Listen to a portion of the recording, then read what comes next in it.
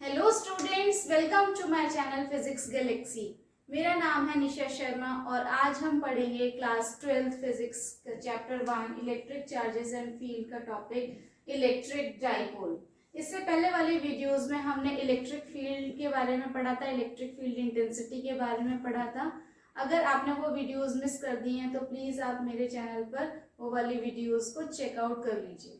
So today's topic is electric dipole. Dipole is a system of two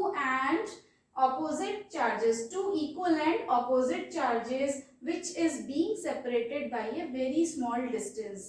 According to definition ये हमें क्या कह रहा है कि इलेक्ट्रिक डाइपोल जो होता है वो आपका two equal and opposite charges जो ये रखे हुए हैं, two equal and opposite charges and they are separated by a very very small distance. दोनों चार्ज रखे हुए हैं, एक पॉजिटिव चार्ज की पॉजिटिव क्यू चार्ज है, दूसरा आपका नेगेटिव क्यू चार्ज है, लेकिन उनके बीच का जो डिस्टेंस है वो बहुत ही ज्यादा छोटा है। सो जब ये दो चार्जेस ऐसे रखे होते हैं, इतने पास रखे होते हैं, तो हम इसको एक सिस्टम की तरह कंसीडर कर लेते हैं, हम इसको एक सिस्टम मान लेते हैं। तो इसी को ही हम क्या बोलते हैं, सिस्टम को इलेक्ट्रिक डाइपोल बोलते हैं, राइट।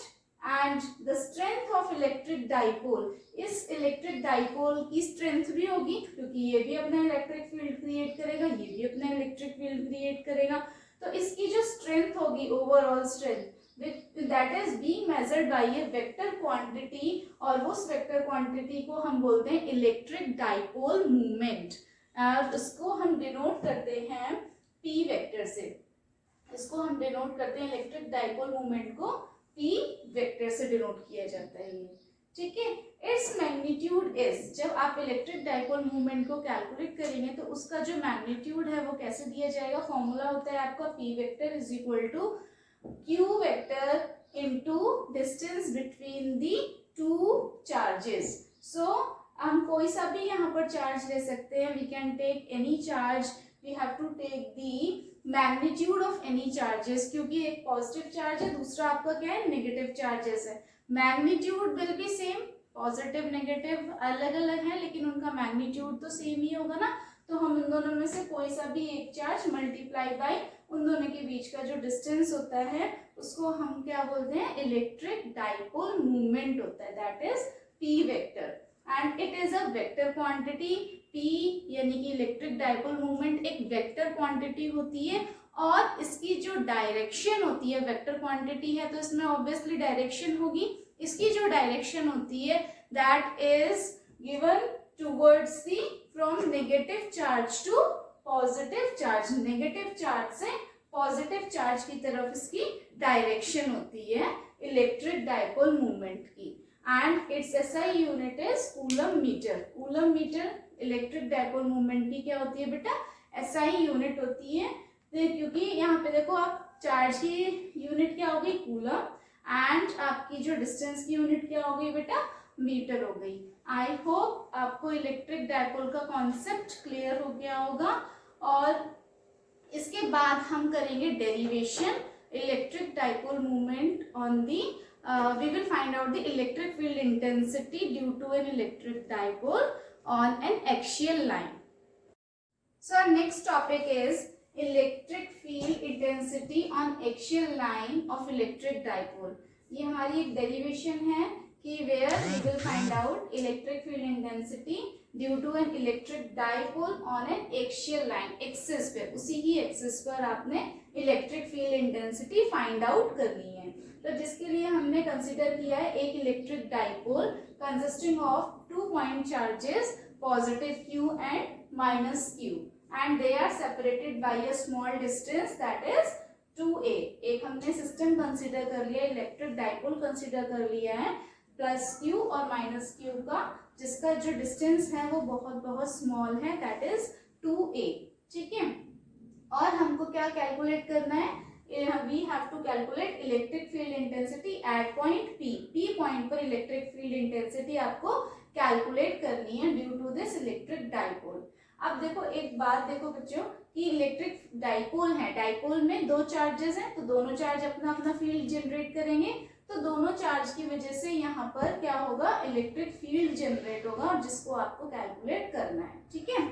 अब पॉइंट पी पर अगर आप बात करेंगे माइनस क्यू चार्ज के थ्रू जो इलेक्ट्रिक फील्ड जनरेट होगा, तो इलेक्ट्रिक फील्ड की जो डायरेक्शन होगी वो किस डायरेक्शन में होगी बेटा, अभी हमने लास्ट लेक्चर में पढ़ा था कि जो नेगेटिव चार्जेस होते हैं उसमें जो फील्ड की डायरेक्शन आती है वो कैसी होती है बेटा, टुवर्ड्स दी चार्ज, है ना। नेगेटिव में कहा जाता है आपका electric field, towards the charge, तो टुवर्ड्स दी चार्ज आएगी इसकी डायरेक्शन पी से टुवर्ड्स दी चार्ज आएगी, ठीक है। वहीं पे प्लस क्यू के थ्रू जो पी पर इलेक्ट्रिक फील्ड बनेगा उसकी जो डायरेक्शन होगी दैट इज अवे और रेडियली आउटवर्ड बनेगी, आउटवर्ड अवे बनेगी, ऐसी इस डायरेक्शन में जाएगा। क्लियर हो गया बेटा? Okay.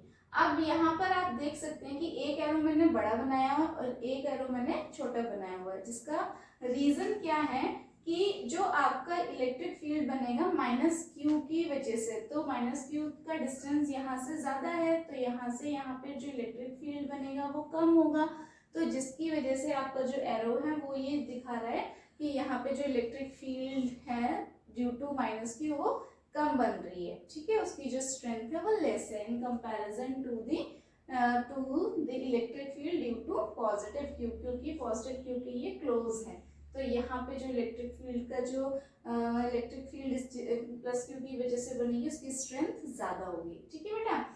Now electric field E1 हमने लिया है ड्यू टू माइनस क्यू, तो आपका फॉर्मूला होता है 1/4πε0 Q upon are square, R distance होता है यानी कि यहाँ से ए से लेके पी तक का डिस्टेंस, तो हमने हमारा ए से पी तक का डिस्टेंस क्या हो गया बेटा, सेंटर से पी का डिस्टेंस हमने आर माना था, तो और ये वाला डिस्टेंस आपका ए था, ठीक है, तो आर प्लस ए का होल स्क्वायर, ठीक है।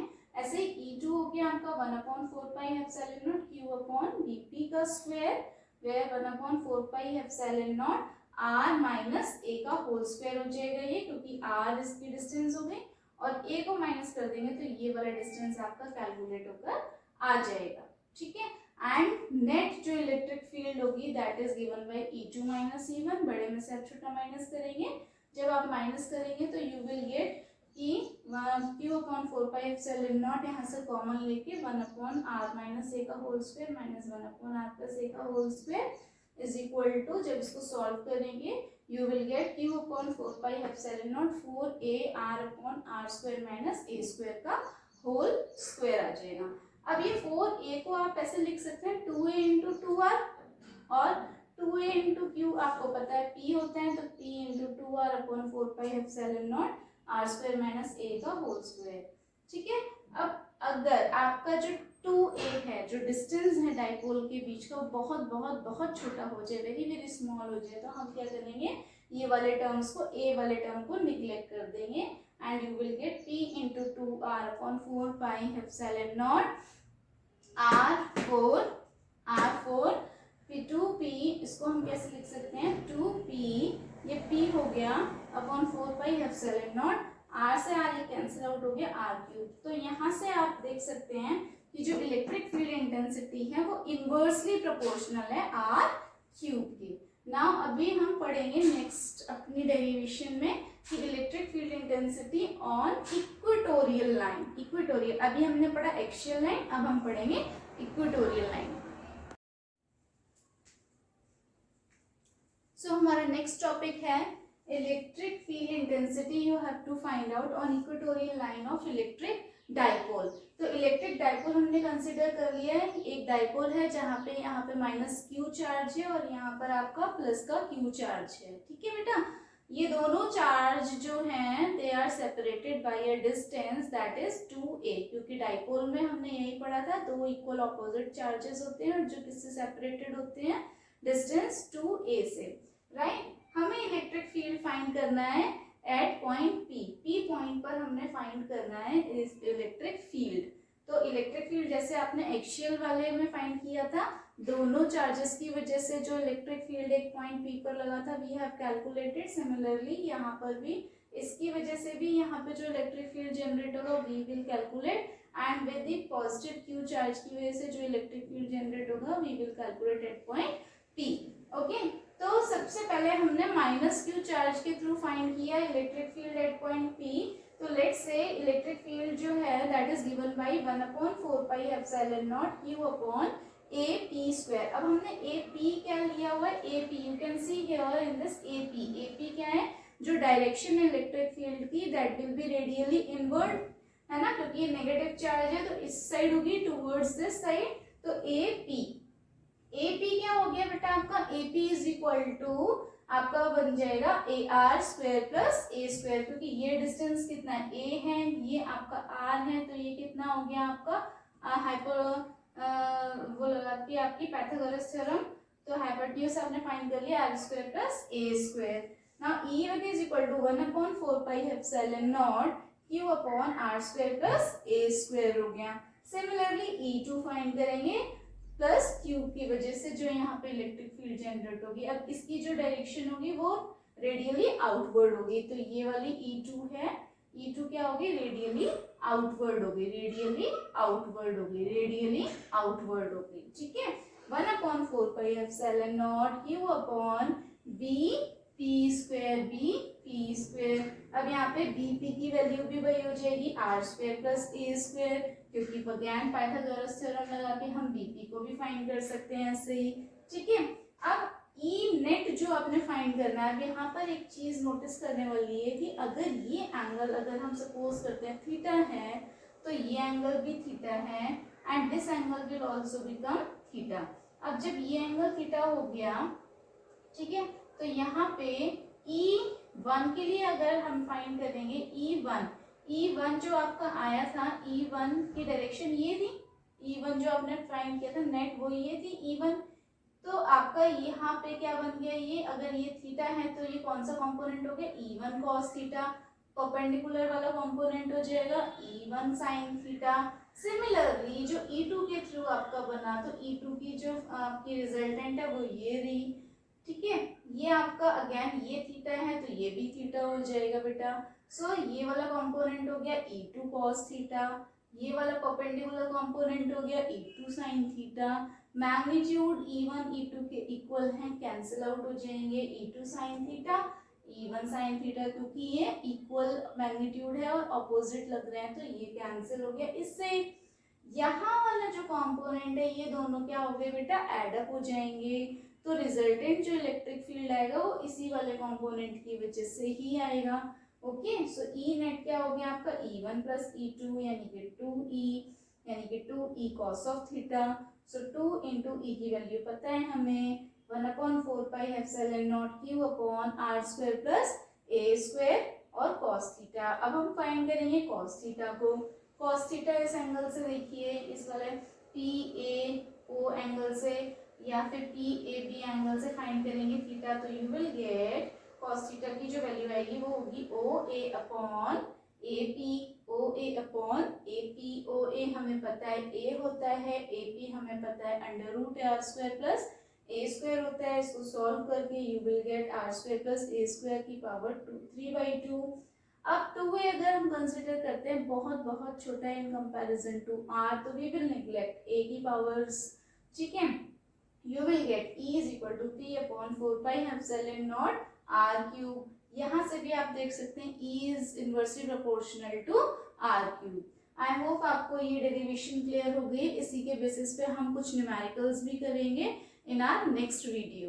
ओके, सो तब तक के लिए keep learning everyone and please do like, share and subscribe my channel and keep learning, keep growing.